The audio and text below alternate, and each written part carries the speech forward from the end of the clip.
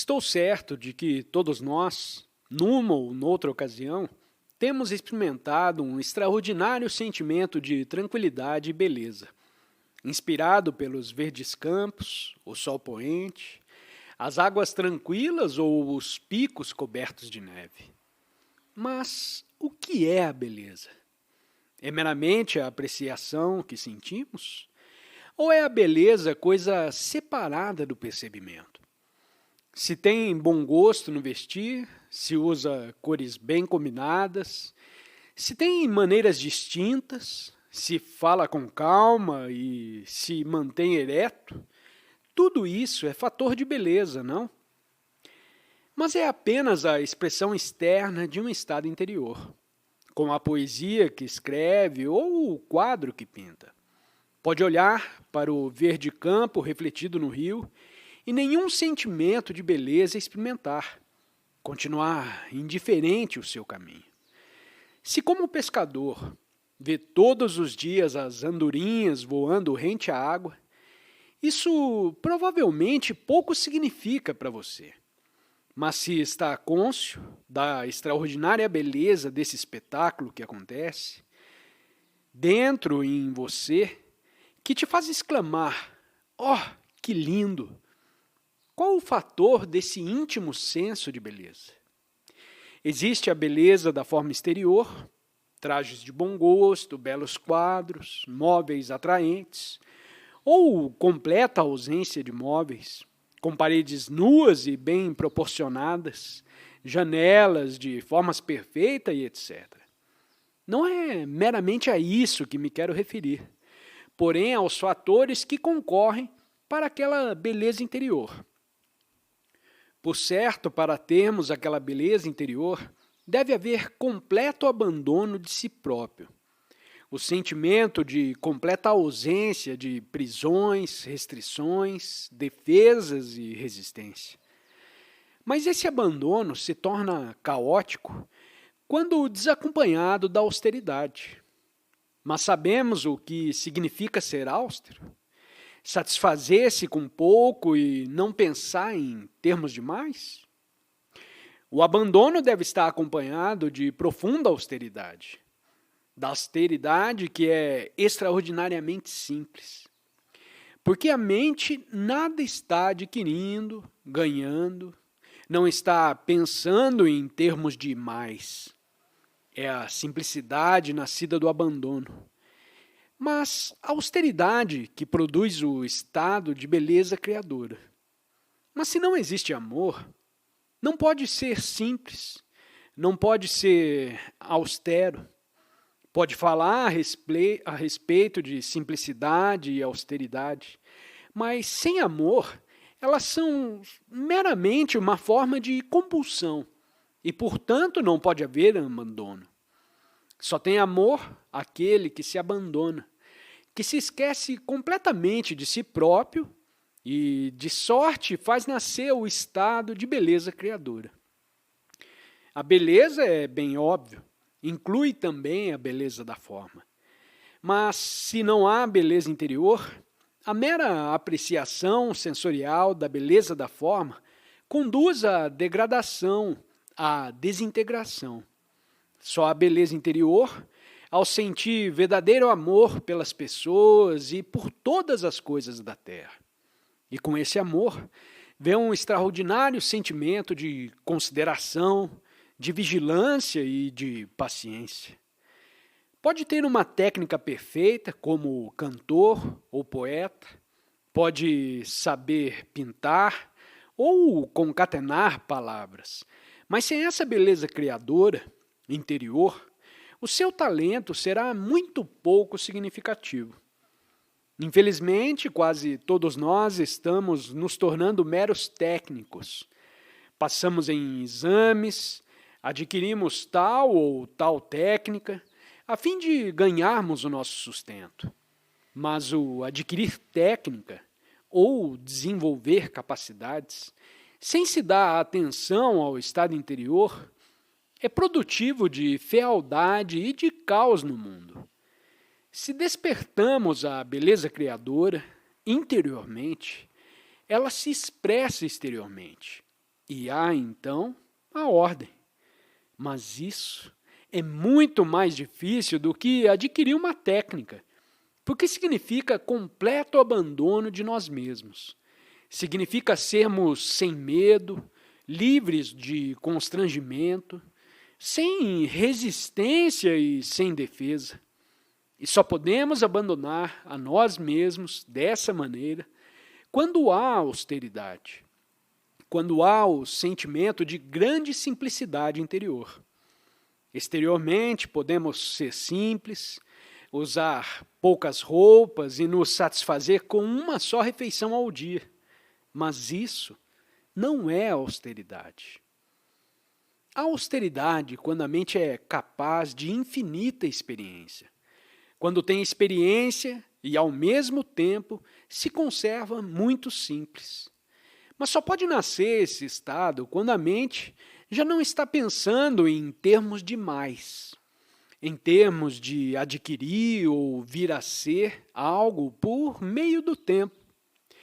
O que estou dizendo poderá ser para você difícil de compreender, mas é verdadeiramente importante.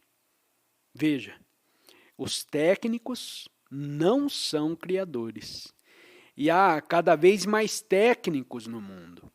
Pessoas que sabem o que fazer e como fazer, mas que não são criadoras. Na América, há máquinas calculadoras capazes de resolver em poucos minutos problemas matemáticos que um homem, trabalhando 10 horas por dia, levaria 100 anos para resolver. Tão extraordinárias máquinas estão sendo criadas, mas as máquinas jamais serão criadoras. No entanto, os entes humanos se tornando cada vez mais semelhante a máquinas. Mesmo quando se rebelam, sua revolta se verifica dentro dos limites da máquina e não é, portanto, uma revolução. Muito importa, pois, descobrir o que é ser criador. Só pode ser criador quando há abandono. Isso significa, em verdade, quando não há sentimento de compulsão, medo de não ser, não ganhar, não alcançar. Há, então, grande austeridade, simplicidade e, ao mesmo tempo, amor. Essa totalidade é beleza, o estado criador. Pergunta: a alma sobrevive após a morte?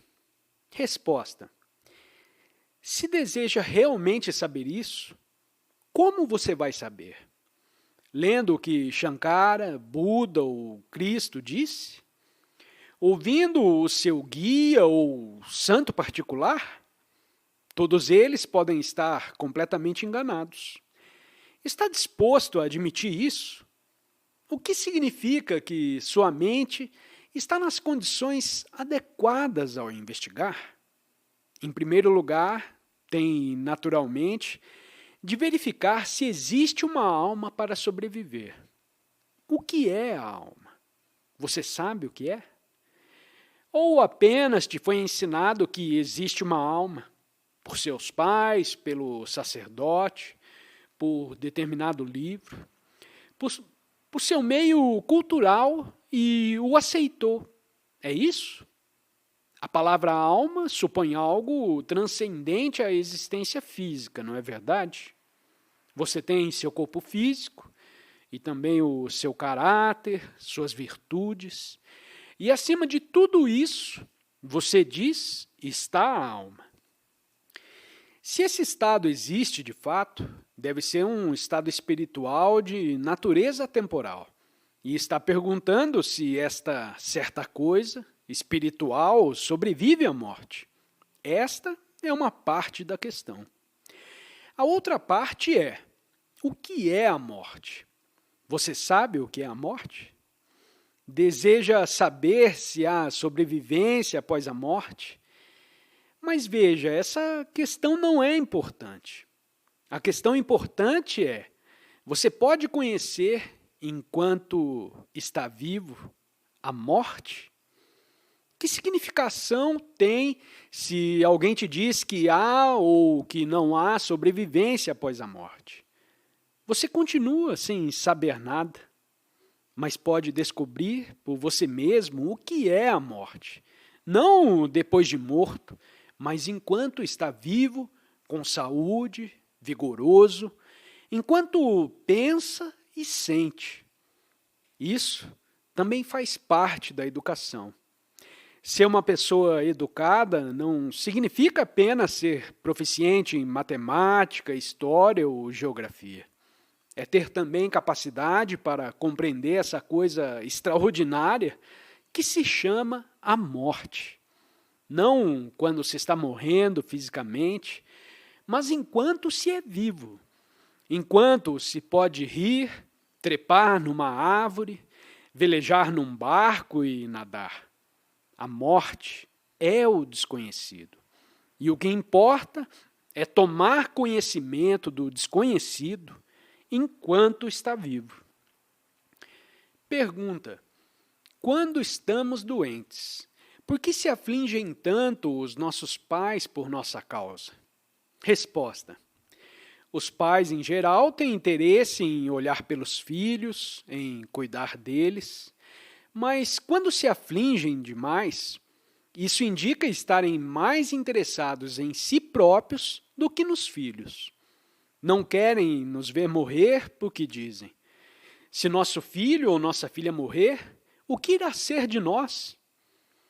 Se os pais amassem os filhos, você sabe o que aconteceria?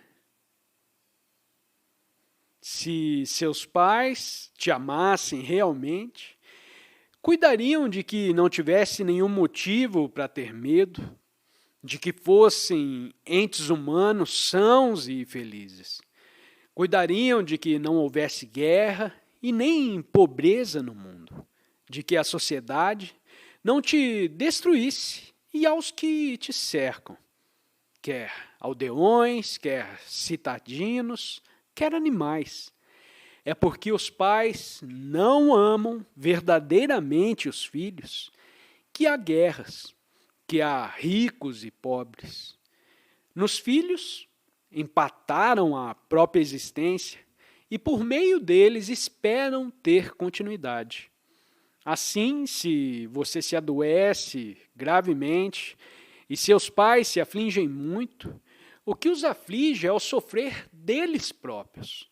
Mas isso eles nunca admitirão.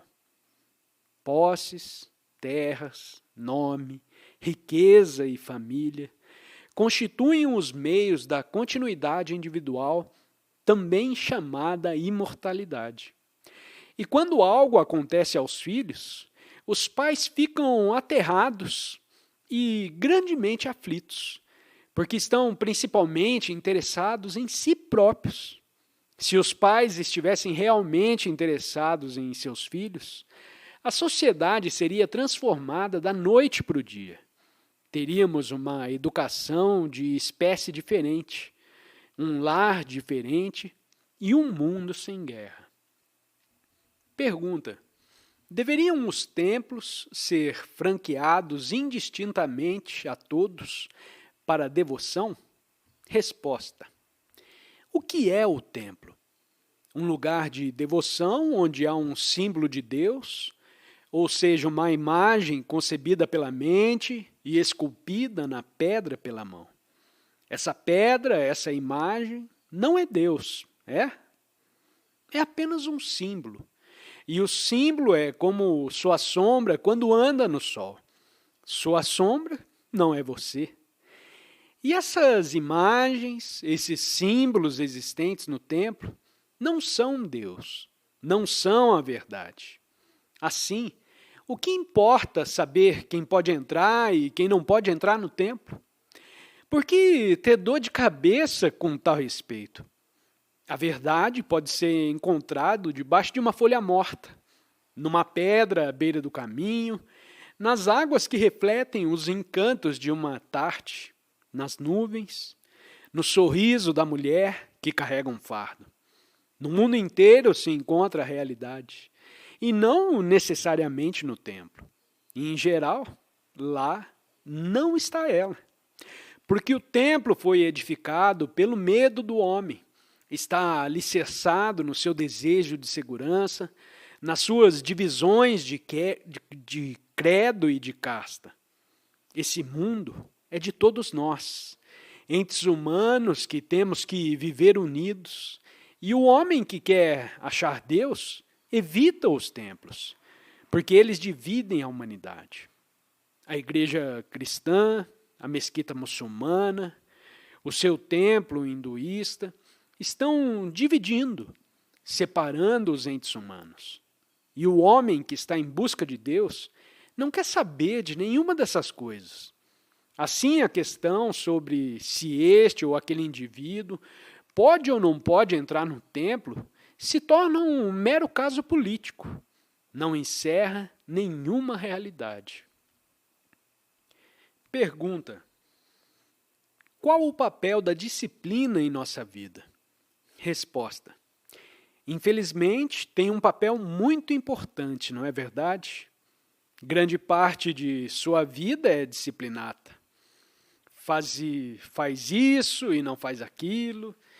Outros te dizem a que horas deve se levantar, o que deve e o que não deve comer, o que deve saber e o que não deve saber, o que deve ler, frequentar as aulas, passar nos exames e etc. Seus pais, seus mestres, sua sociedade, sua tradição, seus livros sagrados, todos te dizem o que deve fazer. E de sorte a sua vida está limitada, circunscrita pela disciplina, não é verdade?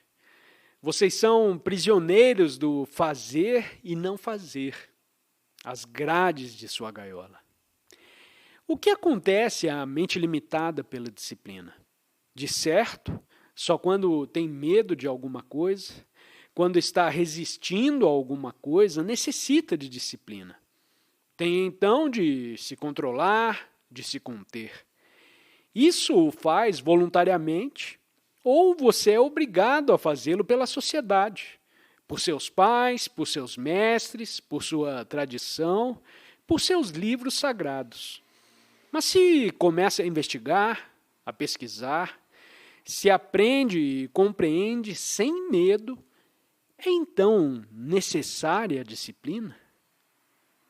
Então essa mesma compreensão produz sua ordem própria e verdadeira, ordem não nascida de imposição ou compulsão.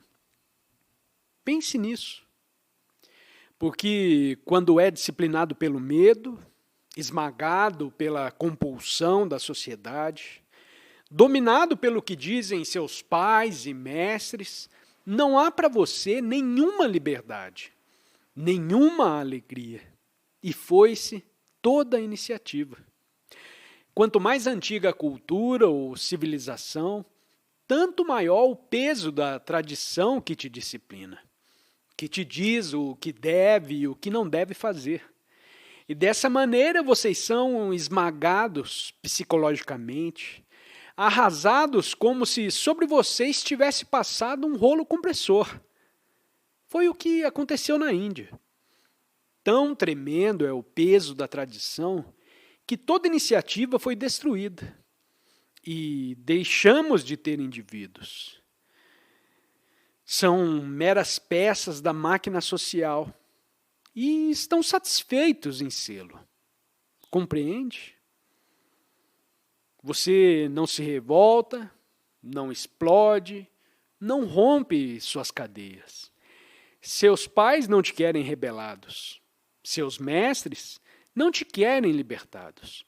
E por isso a educação visa fazer que vocês se ajustem ao padrão estabelecido. Não são assim entes humanos completos, porque o medo te corrói o coração. E enquanto há medo, não há alegria e não há criação. Pergunta: há pouco falando sobre os templos, você referiu ao símbolo de Deus como a uma mera sombra.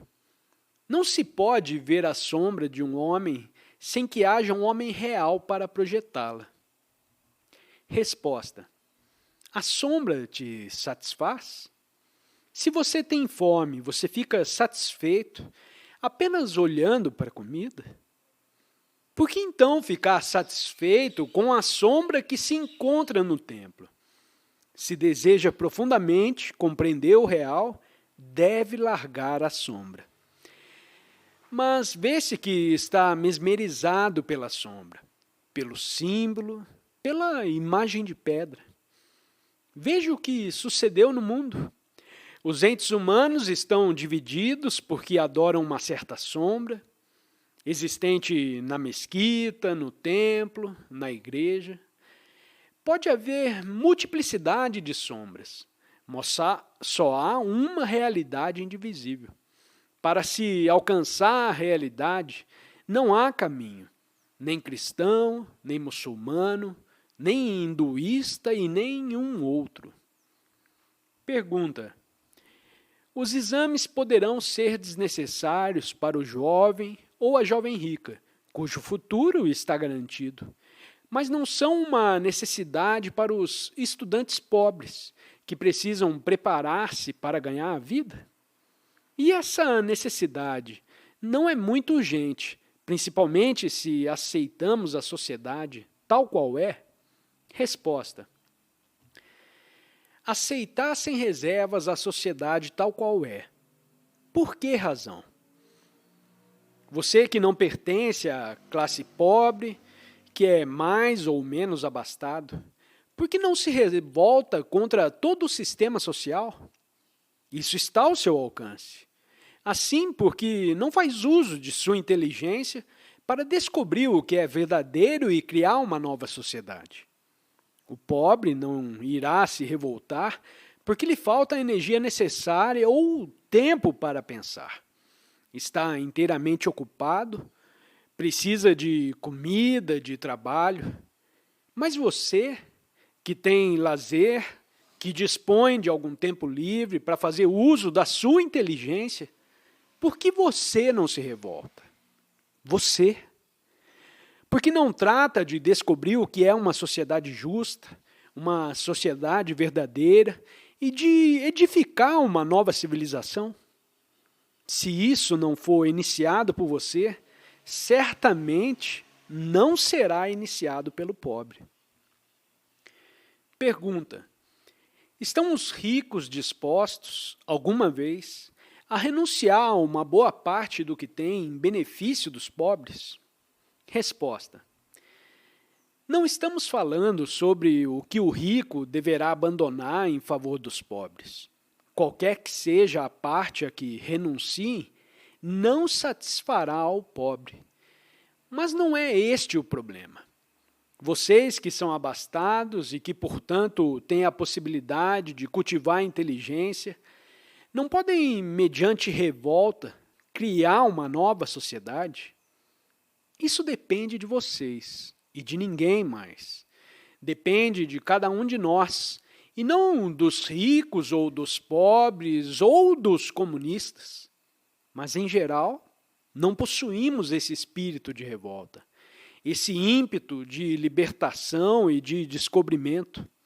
E esse espírito é que é importante.